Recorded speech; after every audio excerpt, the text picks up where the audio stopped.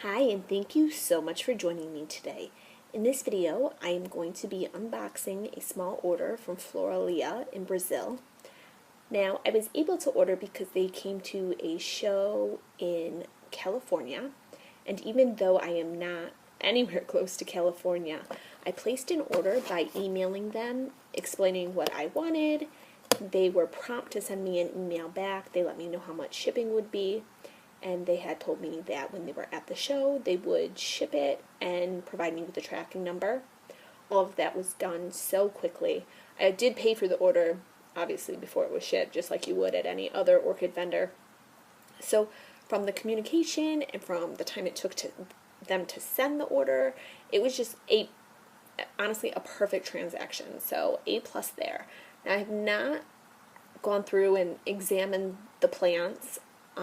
I did just kind of peek in there and remove them a bit to make sure there wasn't a packing slip, so that when I was showing you the video that my address didn't appear. And there was no packing slip, so it's all good. So let us get right into the order. I will let you know that most of these orchids are a little bit on the harder side to grow, so I'm going to test my hand at it, especially when they're shipped in from, another country, and there is there's definitely going to be a period where these guys may look rough or may not even make it, and that's a chance you take when you import orchids. But they were a lot cheaper, and I don't want to say cheaper. They were more economical to buy directly from Floralia than trying to find a vendor that has these guys. Let me show you how they were packed. They're in that plastic, but they also had biodegradable packing peanuts within this box from the Postal Service. Alright, so let us get right into it. Right, take this one first. Now, obviously these guys are going to need to be mounted or something, because right now they just have a bit of moss, and it's that plastic netting type material. I'm not sure what that is called. This orchid is a Capanemia superflua. I have previously owned this plant, and it did beautifully, wonderfully. I kept it very dry. It was in a half pot with very little moss and just kind of hung out wherever I had put it. My heater had a malfunction this year, and unfortunately this plant perished, which I'm very upset about because I had the plant for, I want to say, almost 10 years. I'm actually a little surprised by this guy because he is much taller.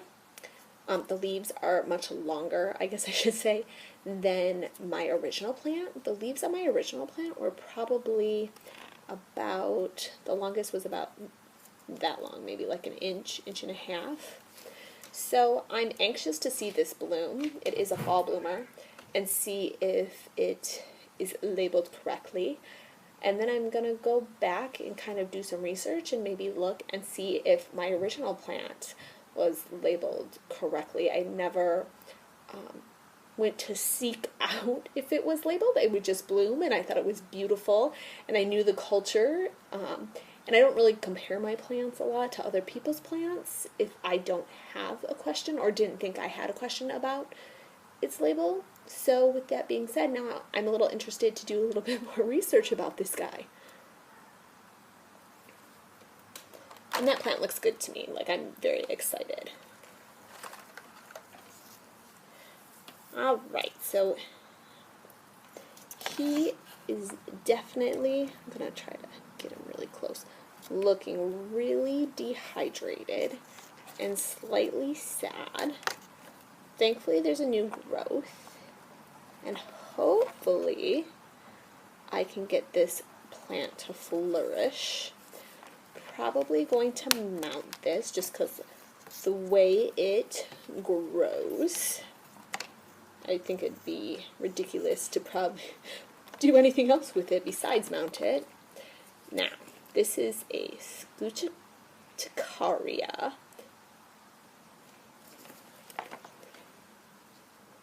I love the flowers on it. It's not super common. Again, it grows relatively the same way. Keep it a little bit on the drier side.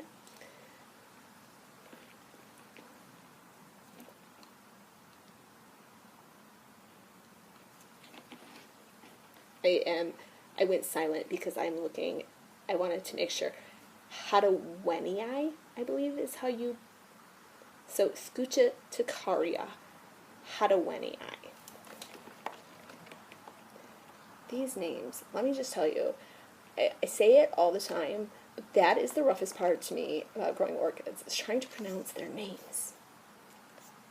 And, you know, I can be really ridiculous about even attempting to do it, because when I first started growing orchids, way over 10 years ago, I was very new and had never been around anyone who said the names of orchids, and I tried to pronounce an orchid I was looking for, knew all the culture, had researched this plant up and down, and I was talking to a vendor, and he was like, well, if you can't say the name, I can't sell you the plant. So now I have, like, a complex when it comes to it, because I'm always like, people are going to think that I cannot grow them if I can't say their name. I know, it's the most ridiculous thing, right?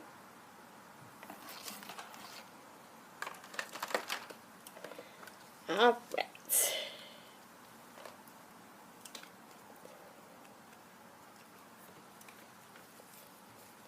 Sorry, I'm just trying to get all the fuzz off this guy. Wow, I'm super happy with this plant. I mean, this is looking awesome. So far, of the 3 plants, the only one I'm like a little bit, is that Scuticaria. But the rest of these guys look beautiful. This is Isabelia, virginallis. And as you can see, the pseudobulbs are right in here. And it's under this netting type cover, for lack of a better word. So here's the leaves, and they look like these little pins or a little piece of grass. And the flowers are probably about that big and pink, and they have a slight sparkle to them. They're awesome. And when you get one of these plants and you see it in full bloom, it is the coolest thing, because you're like, what is that? And it just looks like these little flowers covering this mossy little grass area. It's adorable. I've heard some people say these are difficult to grow. I also had one of these for about 10 years. Again, heater malfunction, and it was all bad. These do tolerate some pretty cool weather, though, just because of where they are found in nature. So I'm really excited. The condition or the size of the plant is much bigger than I had expected, so I'm really, really happy about this. And here is the last plant in the order. Wow. Wow. I am more than happy with this. I don't know if you guys are familiar with this guy. He's hard to grow, from what I understand. I have not owned him. I am excited to. I have wanted to own this guy for a while. This is a Constantia. I would have said Constantia, but when I looked at it through the American Orchid Society, it said Constantia is how it's pronounced, apparently. And these guys, you keep them pretty dry. They get this wonderfully big flower on them if you can keep them alive. So you can see these little leaves right here. And there are the pseudobulbs. They look kind of dry, and You know, they can obviously shed a leaf here and there, so then it looks like these weird, plain, just shriveled little bulbs. I am more than thrilled with the size of this plant. I will probably mount it on a piece of wood. I will possibly make a video about that. But overall, I am more than happy with the order.